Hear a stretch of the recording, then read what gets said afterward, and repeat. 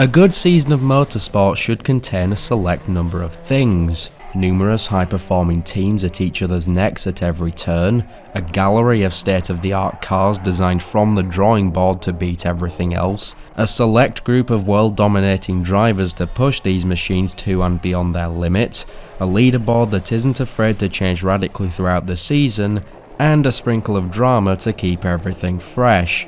The 1998 World Rally Championship certainly had all of these items checked off, a season full of twists and turns where the driving level was unlike anything ever seen. 5 World Rally champions all on the attack to have their chance to add to their collection of trophies. And now, more than 25 years later, we look back at one of the greatest seasons in rallying history. There were a considerable number of factors feeding into that year's competition, primarily the drivers. The current reigning world champion Tommi Mäkinen was by all means the bookmaker's favourite for this year's title in his Mitsubishi Lancer Evo.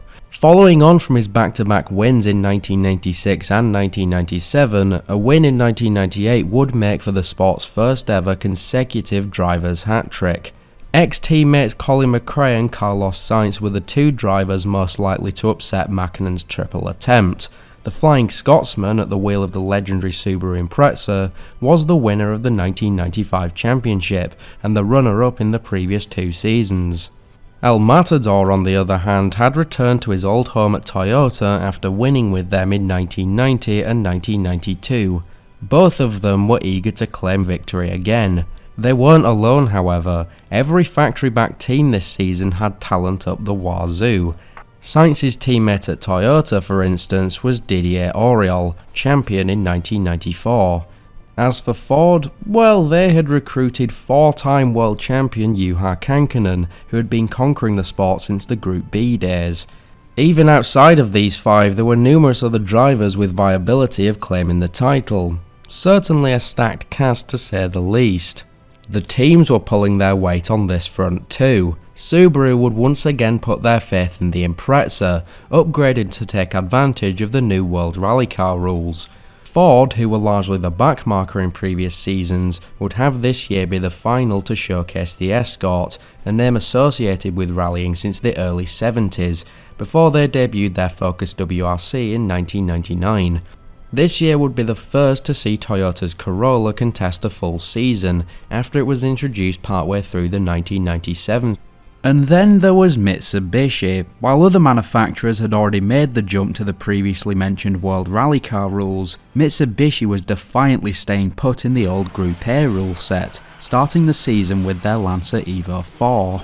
And so it wasn't just the Drivers' Championship that was going to see some heated competition. With all these factors in place, in the cold January snows of 1998, the season began. The first round of the season would be the ever-iconic opener, Monte-Carlo, and this year the rally welcomed the teams with some crazy conditions: tarmac, snow, and of course, heaps of ice. Choosing the right rubber was the name of the game here, at least if you wanted to stay on the road. Almost immediately this was made clear by Auriol in his Toyota. Despite scoring the best time on the first stage, he quickly sunk down the leaderboard due to the wrong choice of tyres, and would finish by slipping into the wall of a house. By the end of the first day, Mäkinen had taken the lead, with Sainz driving at the limit, snapping at his heels. However, when I said that this was a season of twists and turns, well, this started pretty much immediately. Mäkinen, who had over a minute of advantage, would also crash, in his case entering an icy corner with too much speed. The reigning world champion would see his first DNF. Sainz claimed the lead, though he himself would have Kankkunen snapping at his heels in the Ford, and Sainz quickly found out that it ain't easy trying to hold off a 4-time world champion. But in the end, the Spaniard managed it, celebrating the first victory of the season, and Kankkunen accepted second. This would make for his first win in a Toyota after 5 years. The battle for bronze would be fought to the bitter end, with McRae completing the podium despite starting the final stage with just a 1-second advantage over teammate Piero Liarte. Sainz was ultimately the wild card here though, and his first place was certainly a shock, considering this was his debut season with the Corolla, which itself had only raced in one tarmac event previously. Oriol, despite the minutes he lost on the first leg, confirmed Toyota's advantage, scoring some impressive times. Mäkinen was likely realising it wasn't going to be easy to take his third title. It would be in the second round among the snowy landscapes of Sweden in which Mitsubishi would have to make a quick response. Conveniently for them, it was an event where Mäkinen always excelled. A quick note of importance is that at this time in the sport, only 2 drivers chosen before an event can score points for their team in said event. This will become important as the season progresses. With this in mind, Toyota would change their lineup, bringing in snow specialist Thomas Radström as their second driver, with Oriol unable to bring points for the team. Likewise at Subaru, Piero Liatti would be replaced by 3-time Rally Sweden winner Kenneth Eriksson in his last drive for the team. Would these changes make for a considerable difference? Well, Radström would win 6 of the 8 special stages on the first day, but Mäkinen was hot on his tail in second. Sainz, who had lost time in the opening stages, followed up in third. The rest of the pack, however, were finding it much harder to keep pace, with numerous problems and a few crashes. However, Radström would not be the only big surprise this round, as a young Marcus Grönholm pushed his Toyota Celica along into a comfortable 4th position. The spotlight still remained on Toyota's whiz-kid Radström though, and despite his excellent skill in the snow, he'd never won a WRC event. Could this be his chance? He kept up the strong pace, and went on to win the first 3 special stages of the second day too. There was no doubt he was fast. Maybe a little too fast. Flying through stage 12, Radström's dream of a win would find itself submerged into a snowbank, and it was game over. Mäkinen took the lead, now with more than 1 minute of advantage. However, unlike his crash at Monte-Carlo while ahead of the pack, the Flying Finn made sure his advantage was not wasted, and took his first win of the season. Behind him, Sainz and Kankkunen would battle for second, Sainz being just 1 second behind the Ford with 2 special stages to go. Over the 2 stages, he would manage to edge out the number 7 Escort for a well-earned second place. Subaru would fail to make the podium, but their decision to recruit Kenneth Eriksson for a points drive ended up being a good one, as McRae retired due to electrical problems and Liatti failed to make good times on the snow. With Eriksson's 4th place, relative unknown Marcus Grönholm was relegated to 5th. His time was yet to come. This would be Mäkinen's 10th win in the Lancer, and considering that the car through its various evolutions had won 12 WRC events in total, only 2 without him, Mitsubishi's decision to bring the Finn onto the team in 1994 had certainly paid off. However, 1-star driver, even a back-to-back world champion, isn't usually enough to take the manufacturer's title without support. 2 successful cars are needed to bring success in this department. Up to this point, Mitsubishi was unable to secure the championship for makes, despite their driver winning in 1996 and 97. For this reason, they recruited the young Richard Burns this season as their second driver. This was his first full season for Mitsubishi, and the team was sure he could give some good help, considering he had previously shown good pace as a part-time driver. Despite claiming only 2 points so far, placing 5th at Monte-Carlo and DNFing in Sweden, there was still a majority of the events to play out, and perhaps he would have other chances to show Mitsubishi he was the right man for the seat. From the sub-zero snows of Sweden, the teams moved to the hot, dusty roads of Kenya for the Safari Rally. Long gone are the days of this being the absolute behemoth of a round with thousands of kilometres to tackle, but it does still remain the toughest and longest round on the calendar. Proving this, even before the event began, the Safari took its first victim. Bruno Thierry, Ford's second driver, was injured during the recce. Ari Vatanen would step in to take his place for 2 rounds. Ari was another champion to add to the rich list. He had already won a Safari before and the Paris-Dakar 4 times, so he's certainly a driver who knows how to win a rally like this. And, as usual, the streets of Kenya did not leave the drivers to race comfortably.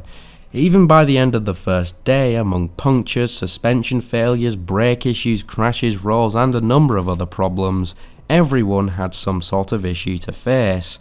Mäkinen, however, did not face as many as most others, and finished the first day in the lead. Behind him is teammate Burns and McRae in the Impreza, fighting for second. The second leg, however, would end up being very bitter for the Subaru team, which lost both cars to engine problems. Mitsubishi, by contrast, was looking to take a very comfortable 1-2. But if there's one thing you don't do at the Safari Rally, is think you've won halfway through the race. Mäkinen would be forced to retire due to a timing belt failure, handing the lead over to Burns. Despite the oil temperature gauge giving him grief, he arrived at the finish without any major drama, and took his maiden win in the WRC. After a pretty poor start for the guy, Mitsubishi now had two drivers that had claimed victory one after the other, and they were now leading the title fight. But behind Burns, the problems didn't stop. Sainz retired due to a suspension KO, and a puncture cost Oriol his third position.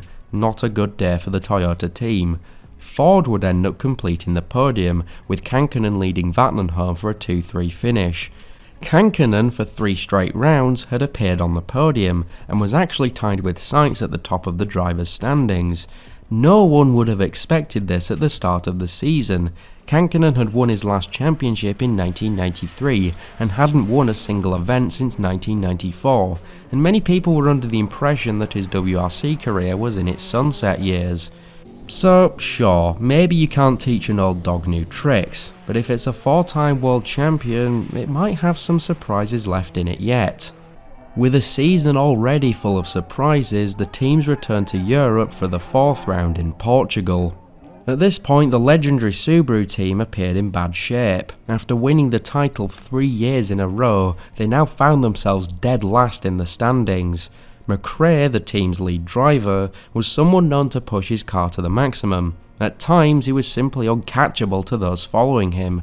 Other times he was simply too fast, earning nicknames such as Rolling Colin and Colin McCrash from his detractors. But the Scottish legend was determined to come back into title contention, and did what he did best: go flat out, pushing the Subi to the limit. He was first at the end of the first day, winning 6 of the 10 special stages on the schedule. With Känkkönen, Sainz and Mäkinen already distanced, could this be the turning point for Subaru's season? Furthermore, Oriol, who was McRae's biggest rival at the start and had the same time at the end of special stage 2, was already out of contention due to gearbox issues. And for the first time in the 1998 season, the early event leader didn't retire. While he did suffer a puncture at the end of the day, things didn't fare much better for his competitors. Känkkönen fell out of the top 6 due to differential problems, Sainz had fading brakes, and Tommy was definitely out after causing irreparable damage to his Evo 4. But Colin wasn't out of the dark yet. The sensation of the day, Freddie Loix, piloting a privateer Toyota, finished first in the last 4 special stages of the day and was quickly catching up to McRae. Loix even began to overtake him, but yet another gearbox problem would strike, and he fell off the battle for the lead. However, without having to retire, the Belgian would manage to secure 3rd, impressive for a non-factory driver. Rallye Portugal, like always, had been full of thrills, but they weren't over yet.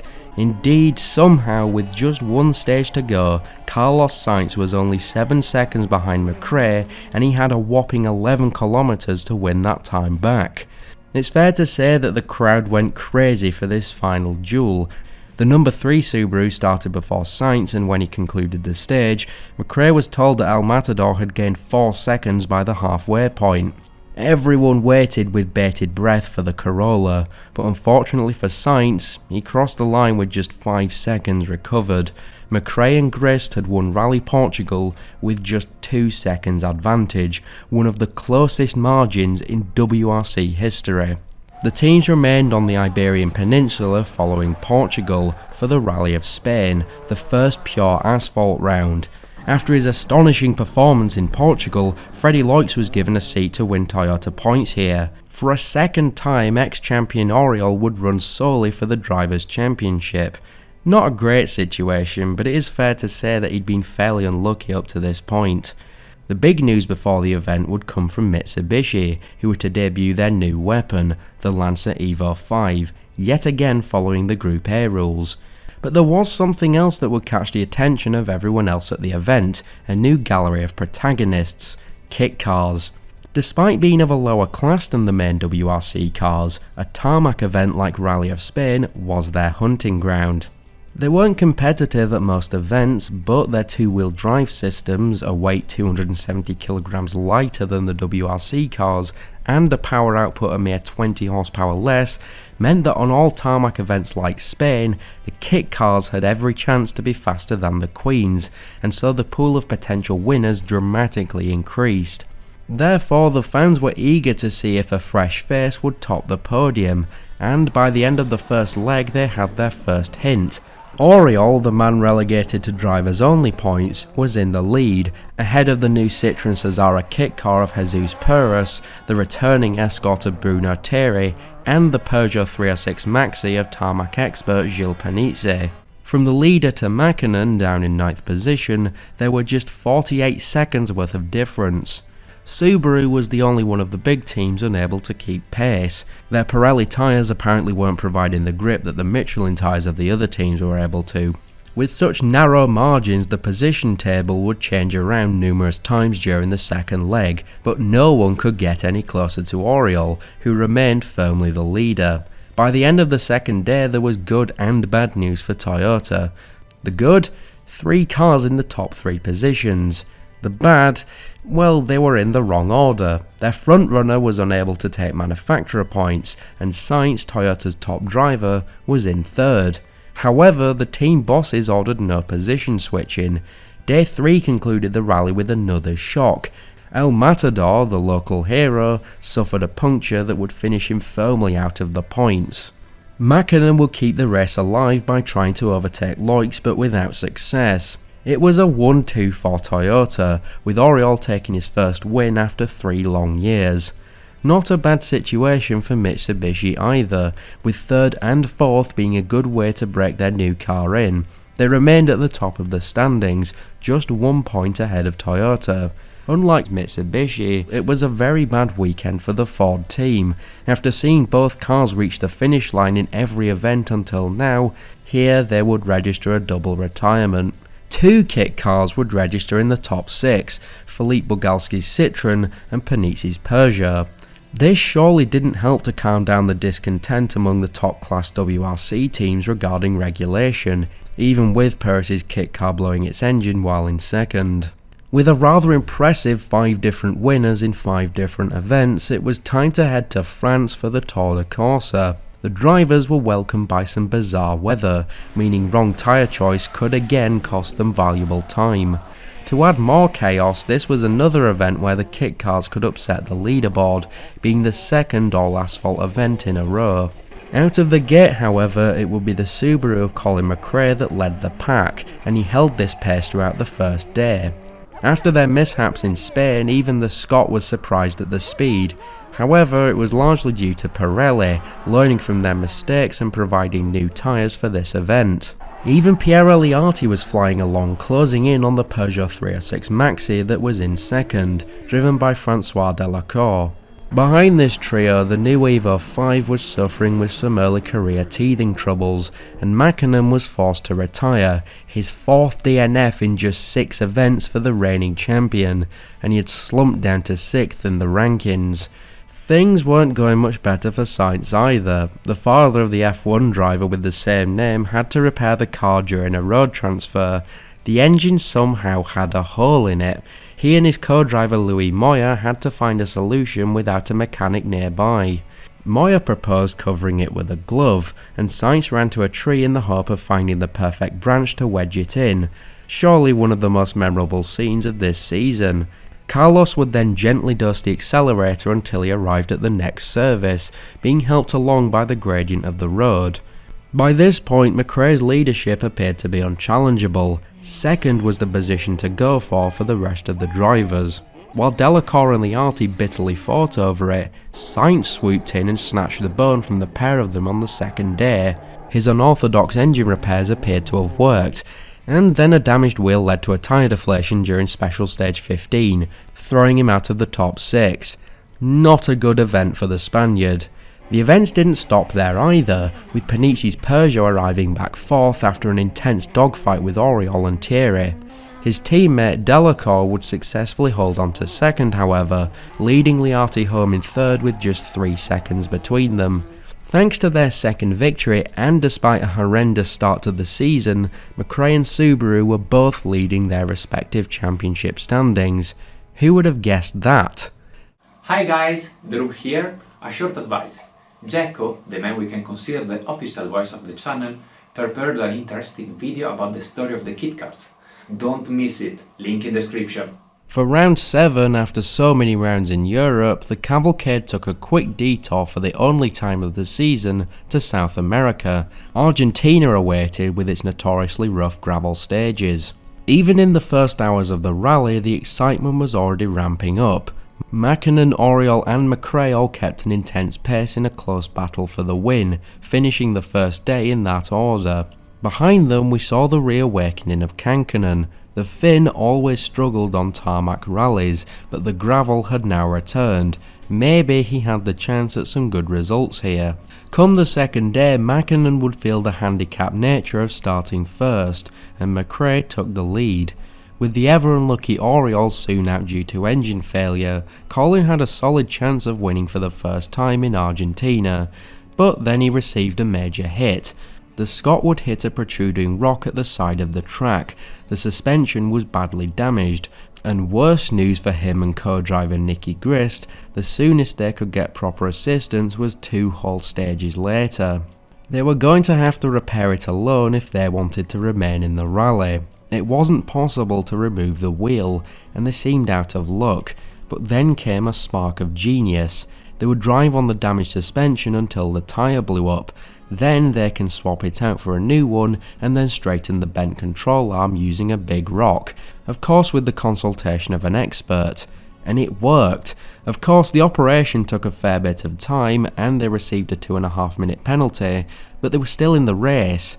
Even more shocking, the number 3 Impreza would go on to score the best time on the following special stage, leaving the Subaru team and everybody else speechless. He somehow managed to finish the rally in 5th, behind Richard Burns but still ahead of teammate Liati. With Colin having fallen away, Mäkinen was once again leading and didn't throw away the result, the 3rd victory in a consecutive hat-trick of wins in Argentina. Behind him, Kankkunen's 2nd place was being threatened by someone he had fought against many a time, Carlos Sainz. Yet again this season the 2 legends entered battle. They were both fully committed, really testing the limits of their respective Ford and Toyota. When Carlos made a better time, Juha replied by beating the Spaniard on the next stage, and so on. But in the end the Corolla of Sainz won the two-way contest with less than a second to spare, another close call this season, made more impressive by the fact that the total 400km length of the rally had come down to such a narrow margin. This marked the halfway point of the 1998 season, with everything very much still to play for, and the second half kicked off with one of the toughest rounds of the season, Rallye Acropolis in Greece, also known as the European Safari due to its unrelenting nature, and its reputation was already being upheld just 4 kilometers into the first special stage, with Mäkinen having to retire due to electrical problems. Bruno Thierry would become the second major retirement not long after when his engine blew up on special stage 5 while he was leading. Why my engine? Not Mr. Kankkunen. By the end of the first day, pretty much every driver had suffered with some sort of problem, whether that be mechanical or self-inflicted. Despite a start not exactly in Mitsubishi's favour with Mäkinen out, they were delighted to find their number 2 Richard Burns leading, though McRae was still on his tail. But the redhead Brit would suffer a lot of handicaps of starting first and quickly lost time and positions. McRae led the rally till the end of special stage 10, then Oriol overtook him and established himself and co-driver Giorgia as the new race leaders. Sainz was trying to pass the remaining factory-backed Escort of old rival Kankkunen. Day 3 was sizing up to be an exciting one, just 16 seconds enclosed the first 4 cars. Burns made a solid attempt to wriggle his way back to the top, but the Acropolis took its next victim when he was forced to stop his attack due to suspension problems. Sainz and Kankkunen too would see their own issues, and so Oriol and McRae began to pull away from the pack. Oriol was absolutely flying and had built up a solid lead over the Scotsman. However, maybe he flew a little bit too close to the sun when a heavy landing cost him 45 seconds, and ultimately the victory. McRae stayed consistent, and he and his Impreza wrangled their third victory of the year. Oriol and Kankkunen flanked him on the podium, with Sainz, Loix and Liati finishing up the points positions. Following this result, McRae was once again leading the standings, with Sainz, Kankkunen and Mäkinen right behind him, 4 different drivers from 4 different teams. Round 9 brought the competition back to the Southern Hemisphere in New Zealand.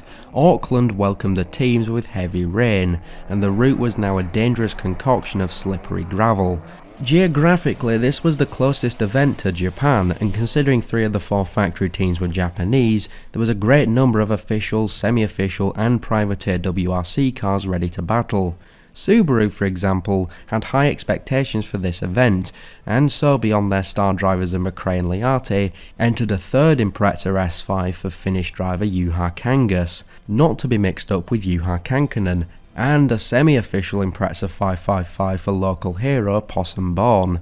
Despite this, only one of their drivers would be in contention for the victory, Colin McRae, with the other Subies all outside the top 8 by the end of the first day.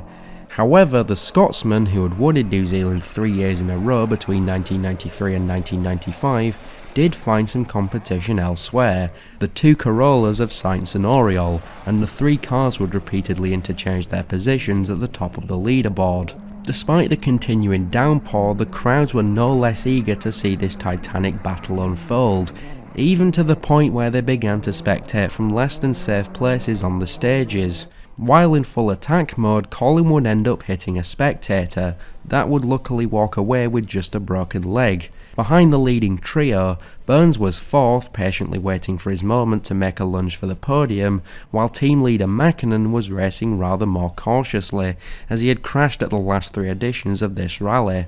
Ford, the only non-Japanese factory team, had arrived at the event with 2 brand new Escort WRCs, intended to be the last 2 built before the team debuted the brand new Focus WRC in 1999. Unfortunately for them, Bruno Thierry crashed one badly. While the crew was thankfully alright, another new Escort was required to finish the season. Kankkunen would make an attempt to salvage the event for Ford by establishing himself in 5th place by the end of the first day. The rally continued with the torrential rains not seeming to let up. In fact, 2 whole stages had to be cancelled as they had effectively become rivers. However, anything less than a stream was deemed fine, and the show went on. McRae would spin out on special stage 12 and later suffered a puncture, while Burns would roll his Mitsubishi, and both fell off the battle for the lead. This left the 2 Toyota drivers alone at the top in open battle for the first position. Oriol was half a minute ahead of Sainz before he too would spin and lost 40 seconds. The 2 Corollas arrived at the end of special stage 23 with just half a second between them. The 2 put a hard performance in on the last 2 stages, with some properly thrilling driving, but it would be Carlos Sainz who triumphed this time, his 22nd WRC victory, which would be the record for the time. Oriol followed him over the line, with Tommi Mäkinen, who had put in a more reserved and cautious drive than most others, completed the podium, ahead of fellow flying Finn Kankkunen. After conquering the element of water down in New Zealand, for round 10 the teams would have to conquer the element of air at Rally Finland, a true classic of the WRC calendar. Cars at full throttle threading the needle through the trees and over the many jumps. The rain, however, hadn't been completely left behind in New Zealand, and the first 2 days would be sodden, only adding to the difficulty. This round saw the debut of a new World Rally car, the Seat Cordoba. The Spanish team had won the kit car title, with their main driver being Harry Rovanperä, the father of Kalle Rovanperä, the current WRC World Champion. Despite a stellar showing in the kit car category, their performance at the top level was not quite as bright as their livery, and they would go on to finish the season with just 1 single point. But if the yellow squad were having a hard time getting up to speed, the blue squad over at Subaru were having a much worse time. Both Imprezas of McRae and Finnish driver Jarmo Kitaleto were already out of competition due to driver error, and not even that far from the start. The other Finnish drivers, however, were proving their superiority on their home soil, with 3 of the top 4 spots being taken up by them, with Mäkinen in the lead, Kankkunen in 3rd and Gronholm in 4th. In 2nd place was the ever-ferocious Carlos Sainz, but as he was the first non-Scandinavian to win the event in 1990, he had a real chance of unseating the Finns here once again. By the end of the first leg, the top 3 cars were within just 10 seconds of each other. However, during the second and third legs, the Mäkinen-Manisemaki pairing would absolutely fly away, and simply put, they could not be caught, and they would win the event for the 5th year in a row, and in one fell swoop re-opened their chance for the title.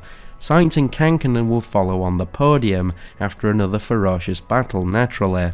Behind them, Gronholm would finish his event off the track, allowing Oriol, Burns and Redstrom to complete the point scorers.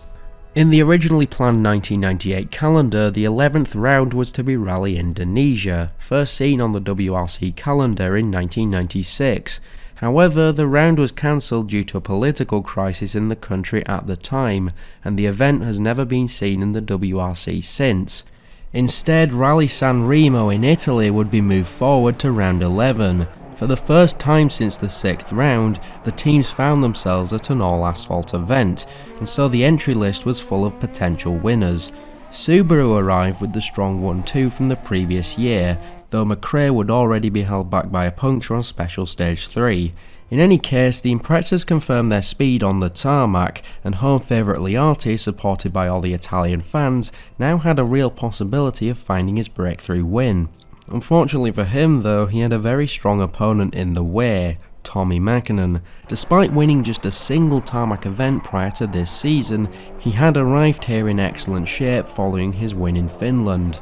The battle for first, therefore, was once again going to be tough, and the two finished the day with just 3 seconds separating them. The 2 Corollas followed them, with Oriol and Sainz each waiting for the right occasion to attack.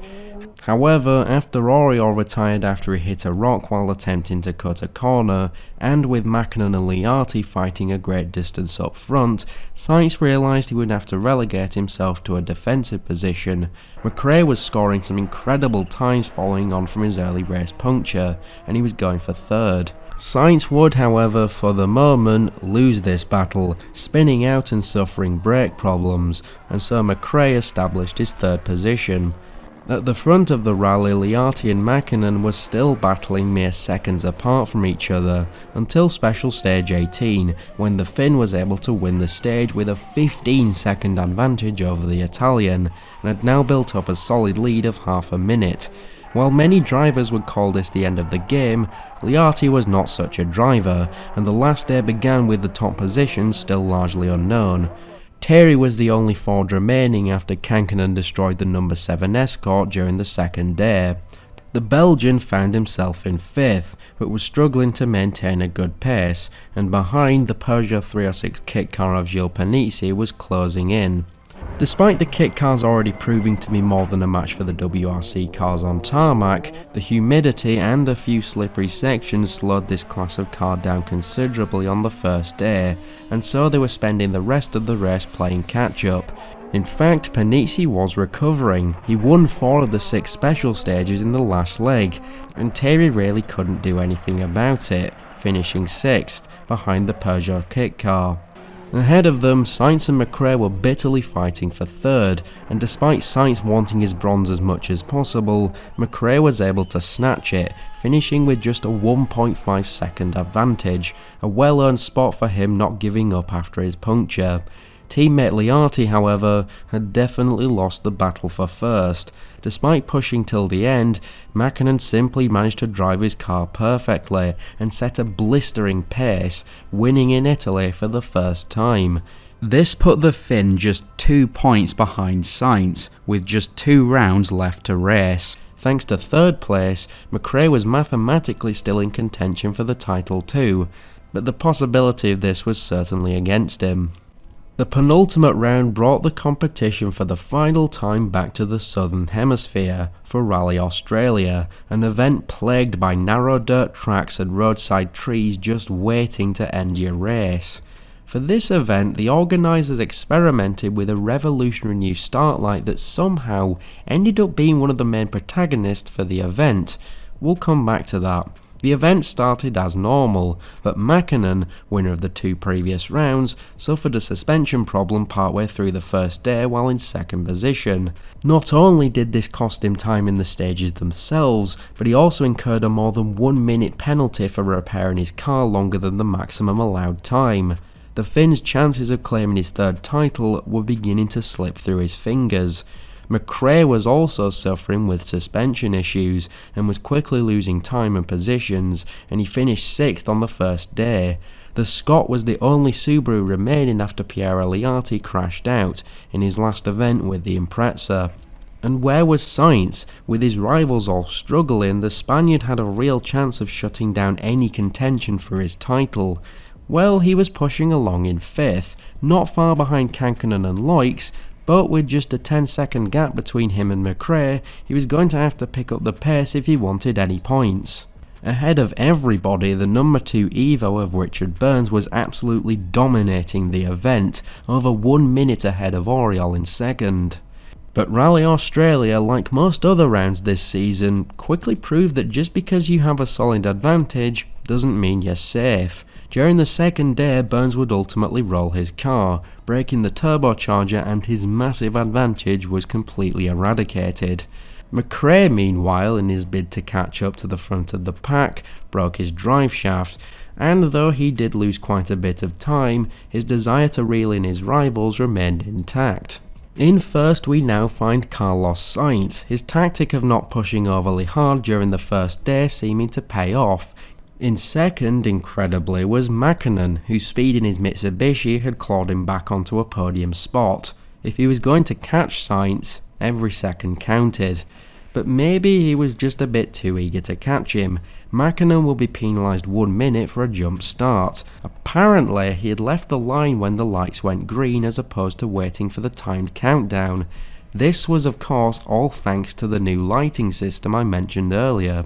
However, the following night there would be another twist. The stewards decided to overturn the penalisation because the new electronic light systems was not yet covered by the regulations.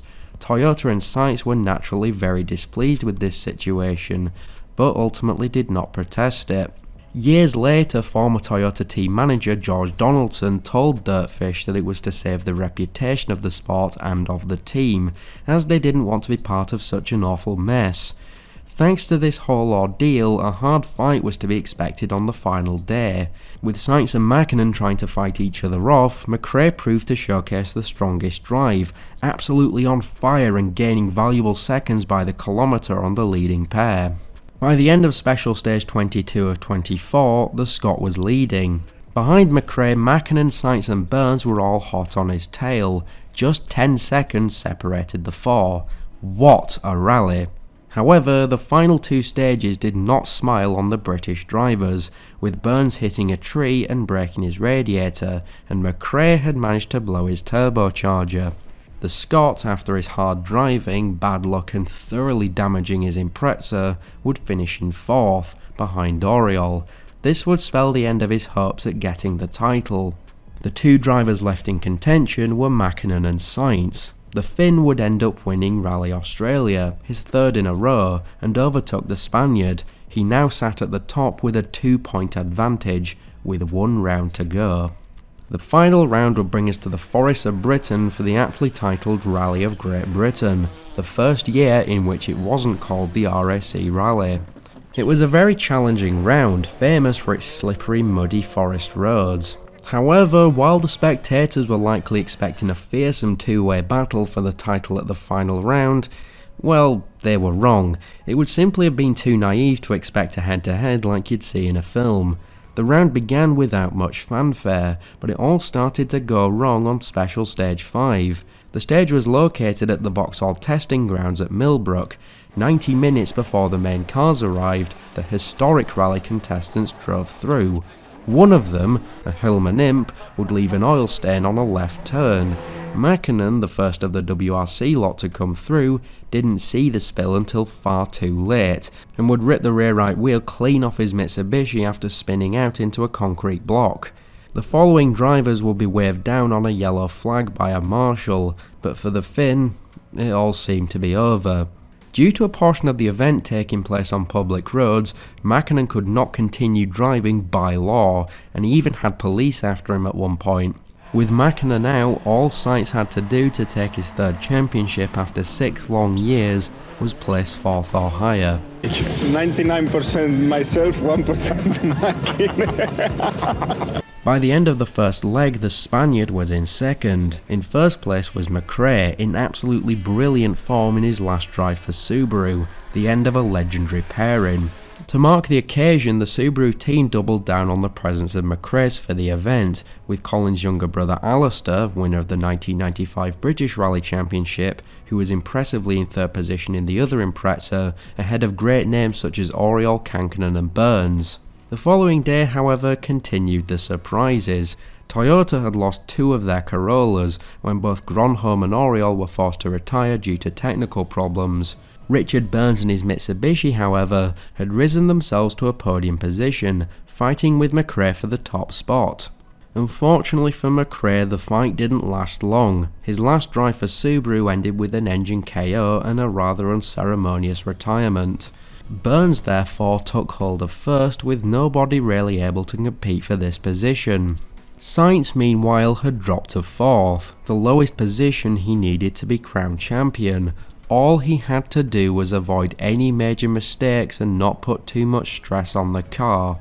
The final leg therefore was rather quiet, with most drivers settled into their positions, and Alistair McRae being the only major retirement. Carlos's fans were ready to celebrate the 3rd triumphant victory for their hero. Not long after seeing Burns fly across the finish in his Mitsubishi, his 2nd ever win, they waited eagerly for the Spaniard. And they waited, and waited. Eventually Sainz appeared, his Corolla moving along the stage very slowly, and smoking badly. A flame then appeared under the bonnet, and then, to the shock of everyone watching, the Toyota stopped.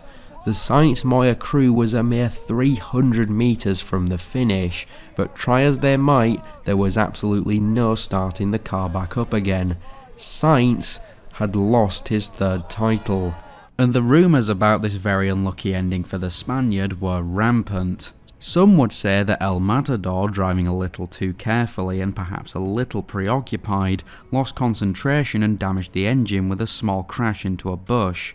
Another theory saw a chief mechanic causing a small problem with an overboost on the engine. We will likely never know what actually happened, but what is certain is that Mäkinen, who had already left the rally and was at the airport waiting to return home, received a call from his brother telling him that he was, in fact, for the 3rd year in a row, the world champion.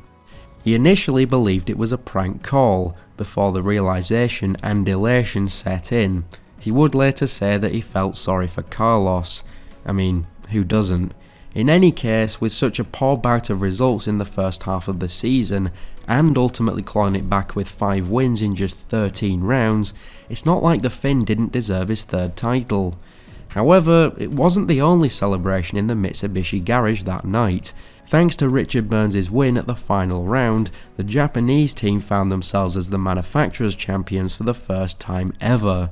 With this being the only manufacturer's title Mitsubishi would ever win, it remains a very special season for fans of the 3 Diamonds. Another victory confirmed for Mitsubishi at the conclusion of the championship was thanks to Gustavo Treyes, the Uruguayan driver taking his 3rd consecutive Production World Rally Championship victory at the wheel of his Group N Lancer Evo, putting up a consistently solid performance throughout the season. With Burns at the top of the Rally GB leaderboard and so many other retirements, the 2 Fords of Kankkunen and Thierry would position 2nd and 3rd for the Ford Escort's final WRC race, a fitting goodbye for such a historic model, which had been racing since before the WRC began. There were also some smiles over at the Seat team, who had scored their first ever point in the WRC. With these final results in place, a truly incredible season of motorsport ended. Mäkinen took his hat-trick, Sainz in second, McRae in third, Kankkunen in fourth, Oriol in fifth, and Burns rounding it all out in sixth. 1998 was truly a season of twists, turns, bumps and bashes, and there were definitely some unforgettable battles. Not to mention one of the most dramatic finales to a season of any motorsport, ever. I doubt Carlos Sainz remembers it quite so fondly though. For me it was one, if not the best season in WRC history. It was not so easy to make a recap. I would like to say thank you once again to Jackoh. Don't forget to subscribe to his channel. A big thank you also to all the channels that gave me the authorization to use their clips. They were fundamental for the video. You will find credits in the description. I hope you have appreciated this recap and see you in the next rally stories.